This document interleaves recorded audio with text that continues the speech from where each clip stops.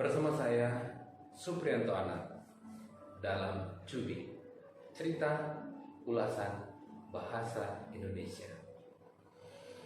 Ini merupakan channel YouTube pertama yang membahas tentang atau yang mengulas tentang bahasa.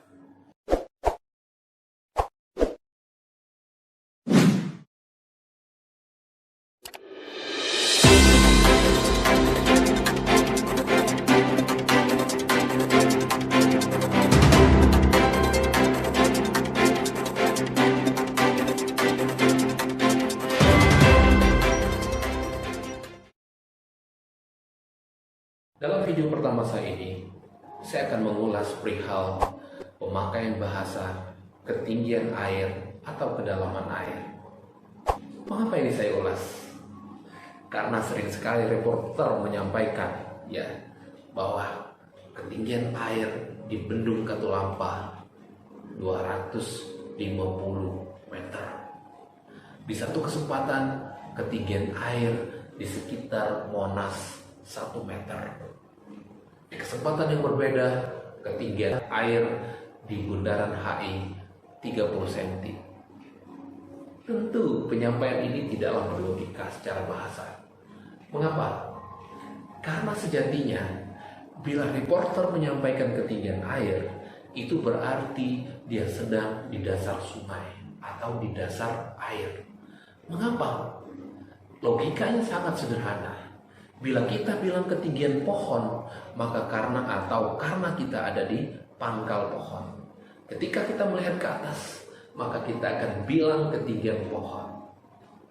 Begitu juga pada reporter.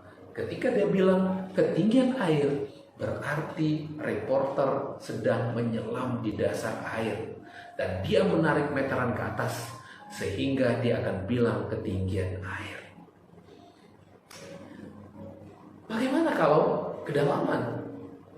Nah, kedalaman justru yang berlogika, yang berterima, karena reporter melaporkan dari atas. Karena reporter ada di permukaan air, di dekat permukaan air, tentu reporter tidak menyelam.